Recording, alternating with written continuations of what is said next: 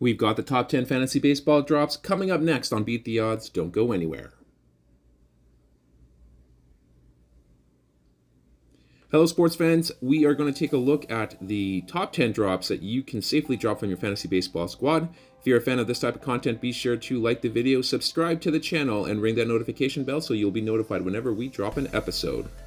We're just going to dive right in here and start at number 10 with Dalton Varsho, currently owned in 88% of leagues, batting 7th in that Blue Jays lineup. Last 2 weeks, he has posted a run and 2 runs batted in with a 148 average. So why are fantasy managers hanging on to Varsho? Perhaps they invested too much draft capital to drop him outright. He still carries the catcher tag after playing outfield for the majority of the season. Varsho is an amazing fielder, so he's not going to lose at bats in that lineup, but he struggles mightily against high fastballs, leading to a lot of swing and miss and lazy pop-ups. At this stage, I would safely drop Varsho for Francisco Alvarez or possibly even a Henry Davis if they're out on the waivers.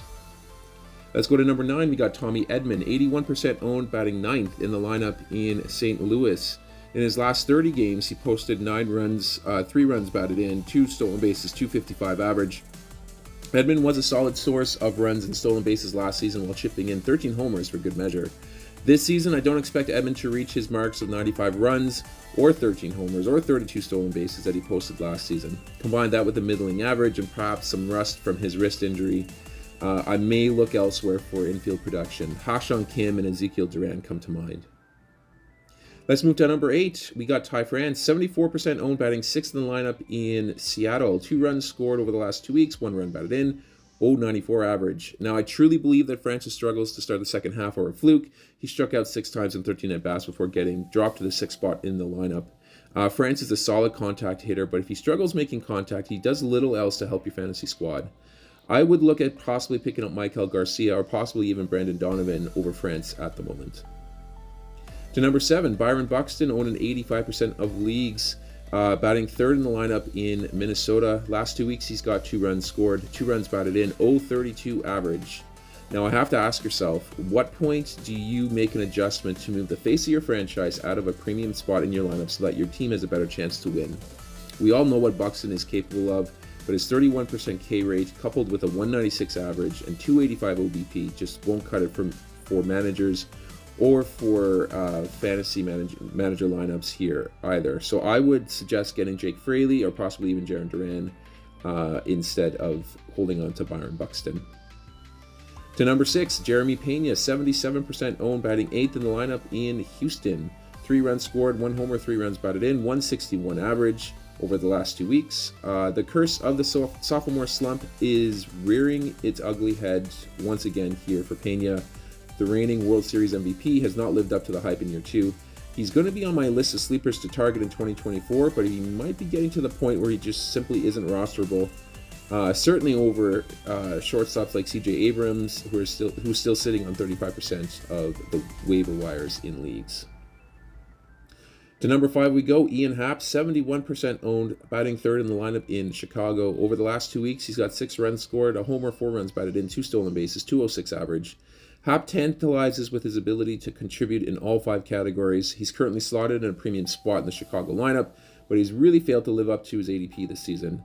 I would feel more comfortable rostering possibly Riley Green or Leody Taveras, or maybe even TJ Friedl instead. Let's go to number 4. We got Scott Barlow, 70% owned in the last 2 weeks. He's got 4 innings pitched, 2 strikeouts, 1 save, 11.25 ERA, 2.50 WHIP. Barlow imploded in his appearance, one of his latest appearances here, allowing 4 earned runs in his inning of work.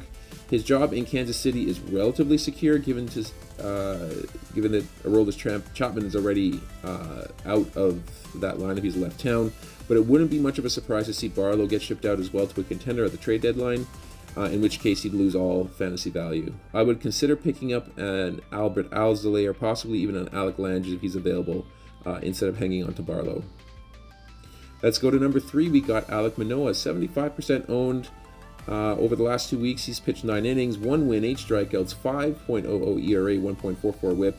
Some of us thought that all was right in Alex's world when Manoa pitched 6 effective innings in Detroit after being recalled from the minors. And then, of course, we were introduced to 3 painstaking innings with 4 earned runs and 5 walks against the Padres. And that kind of reminded us all why Manoa just simply cannot be trusted. If you can get Kyle Bradish or Aaron Savale, go ahead and make that swap.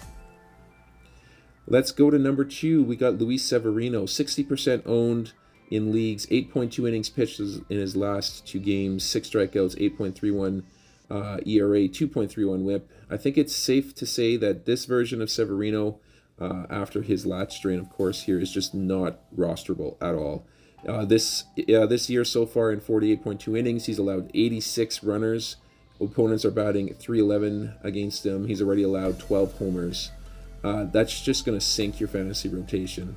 I'm not counting on Severino riding the ship this season. Maybe he's a good sleeper target next year, but at least for now, I would target teammate Domingo Germán or maybe even Tanner Bibby, and I would drop Severino immediately.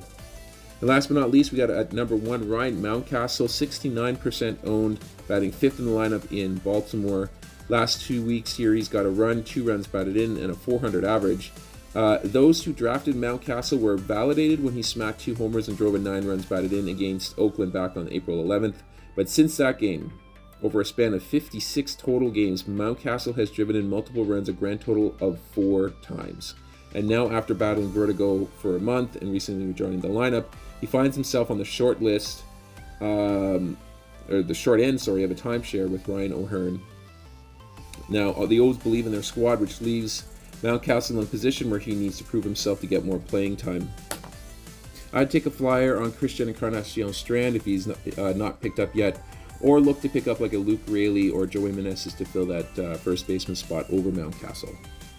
And that's going to do it here for this episode. I hope you guys enjoyed it here. If you did, please leave a like on the video and, of course, subscribe to the channel for more content.